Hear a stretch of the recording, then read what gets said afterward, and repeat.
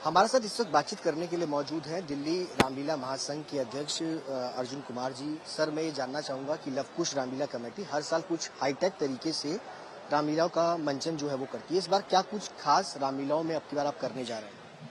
देखिए, लवकुश रामलीला कमेटी लाल किला मैदान इस बार 15 अक्टूबर से लेकर 25 अक्टूबर तक प्रभु राम की लीला होगी और 24 अक्टूबर को दशहरा पर्व पूरी दुनिया के अंदर धूमधाम से मनाया जाएगा। लवकुश रामलीला कमेटी का ये प्रयास रहता है कि हर साल कुछ न कुछ नया किया जाए। आज सनातन धर्म से, रामलीलाओं से जो हमारी युवा पीढ़ी है, खासतौर से जो छोटे बच्चे हैं, उनको जब कुछ बताया जाता है कि हनुमान जी ये थे और राम जी ये थे, लेकिन उनके माता पिता उनको आज सुपरमैन दिखा रहे हैं और उस सुपरमैन के अंदर हम अपने बच्चों को ये नहीं समझा रहे कि आज हनुमान जी ज्यादा शक्तिशाली थे। सुपरमैन तो काल्पनिक है।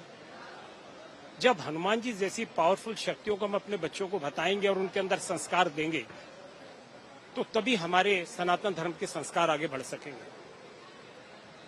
लवकुश रामलीला कमेटी का भी यही प्रयास होता है कि हम अपने बच्चों को, नौजवान पीढ़ी को, जनरेशन्स को आप लोगों के माध्यम से ज्यादा से ज्यादा प्रभु राम की भक्ति और संस्कृति और वो परिवार को किस प्रकार लेने की कला जो लवकुश रामलीला कमेटी दिखाती है, उसका मकसद यही है कि रामलीलाओं से बच्चे एक शिक्षा को प्राप्त करें। इस बार की रामलीला के अंदर हमने हाई टेक्निक किया है।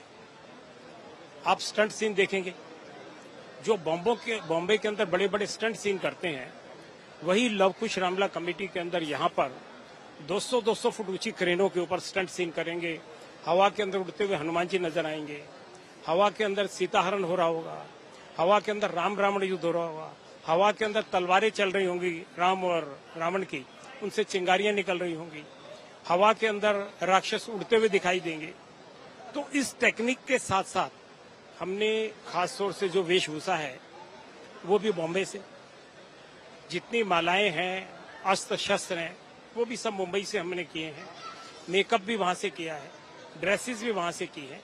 तो हमारा पर्पस ये है कि हम रामलीला को एक आधुनिक तरीके से, जिसके अंदर हम मुंबई से फिल्म स्टार्स को भी बुलाते हैं, उसका भी पर्पस यही है फिल्म स्टार्स को बुलाने का कि जो बच्चे आज क्रिकेटर और फिल्म स्टार की तरफ अट्रैक्ट होते हैं या भारत सरकार के किसी मंत्री की तरफ उसको एक स्टार के रूप में देखते हैं, उन सब लोगों को भी मंच देते हैं और वो लोग भी लवकुश रामलीला कमेटी के अंदर आते हैं और प्रभु राम की लीला यहाँ पर करते हैं।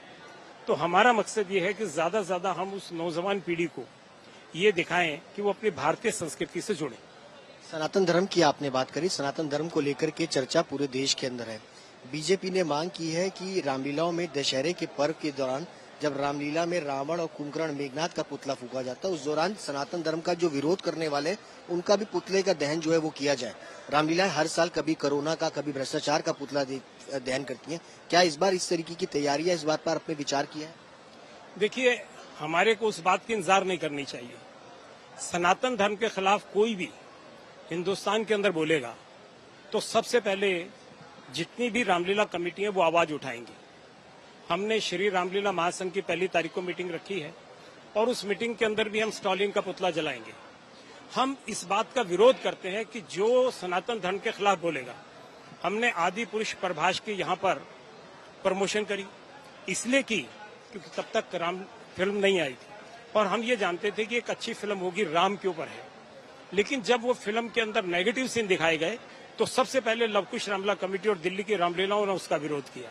तो आज सनातन धर्म के खिलाफ कोई भी कहीं भी पूरी दुनिया के अंदर बोलेगा तो सबसे पहले लवकुश रामलीला कमेटी और दिल्ली की समस्त रामलीला कमेटी उसके खिलाफ आवाज उठाएंगी।